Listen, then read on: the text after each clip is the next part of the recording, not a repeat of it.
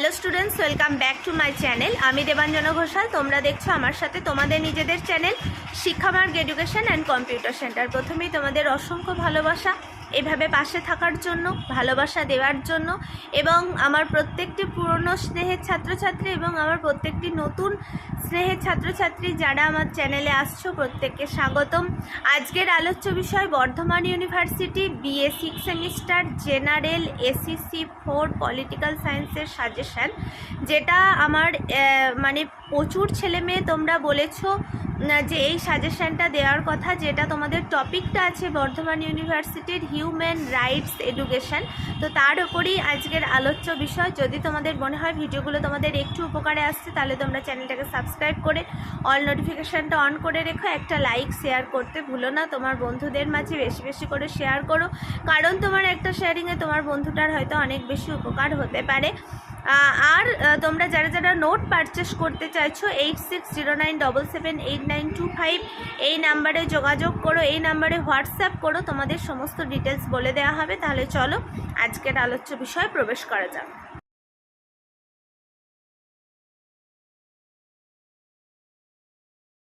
আচ্ছা দেখো তো, BA 6 semester political science SEC 4 suggestion 2024 Burdwan university. তোমরা বর্ধমান ইউনিভার্সিটির আন্ডারে যে সমস্ত কলেজে পড়ো এবং পলিটিক্যাল সায়েন্সকে SEC পেপার হিসাবে রেখেছো, তোমাদের জন্য এই সাজেশান। এবং এই হোয়াটসঅ্যাপ নাম্বারে তোমরা যোগাযোগ করো, তোমরা যারা যারা নোট কিনতে চাইছো। আচ্ছা দেখো, তোমাদের টপিক কি আছে আমি তো বলেই দিলাম, আমি লিখেও দিয়েছি যে হিউম্যান রাইটস এডুকেশন। যেটা প্রথম প্রশ্ন তোমাদের রাখা হয়েছে, সম্মিলিত জাতিপুঞ্জের মানবাধিকার সম্পর্কে যে ঘোষণা তার ব্যাখ্যা করো।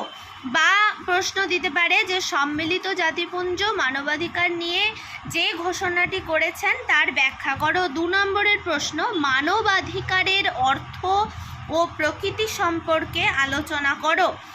বা দিতে পারে বিস্তার বা বিকাশ, এটাও কিন্তু দিতে পারে, তোমরা দেখে যেও, এটা একটুখানি দেখে যেও। আচ্ছা 3 নম্বরের প্রশ্ন, মানবাধিকারের বৈশিষ্ট্যগুলি লেখো। 4 নম্বরের প্রশ্ন, মানবাধিকার রক্ষায় রাষ্ট্রসংঘের ভূমিকা লেখো। মানবাধিকার রক্ষায় রাষ্ট্রসংঘের ভূমিকা লেখো এবং তার সঙ্গে মানবিক নিরাপত্তা সম্বন্ধে যা জানো লেখো।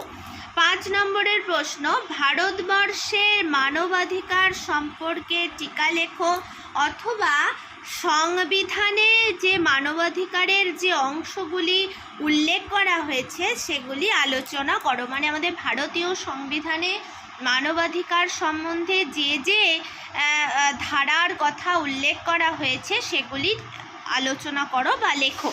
আচ্ছা 6 নম্বরের প্রশ্ন, 1993 সালে মানবাধিকার রক্ষা আইন সম্পর্কে যা জানো লেখো। 7 নম্বরের প্রশ্ন, ভারতে মানবাধিকার রক্ষার 2টি প্রতিবন্ধকতা লেখো। 8 নম্বরের প্রশ্ন, ভারতের দলিত, ভারতের আদিবাসী, ভারতের নারীর যে মানবাধিকার থেকে কতটা বঞ্চিত হচ্ছেন তারা, তার সম্বন্ধে টিকা লেখো।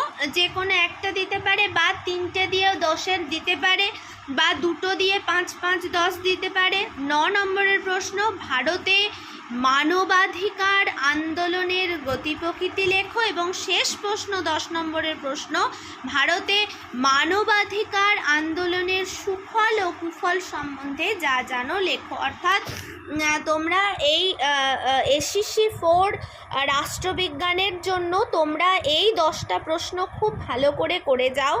অবশ্যই তোমাদের সাফল্য তোমাদের হাতে ধরা দেবে। তোমাদের পরীক্ষার ডেট যেহেতু দিয়ে দিয়েছে, যে সাজেশানগুলো দেওয়া আছে তোমরা দেখে নিও। অনেক স্টুডেন্ট বলছো শর্ট কোয়েশ্চেনের সাজেশান দেওয়ার জন্য, বারবার বলছো। আচ্ছা দেখি, যদি দেওয়া যায় নিশ্চয়ই দেব।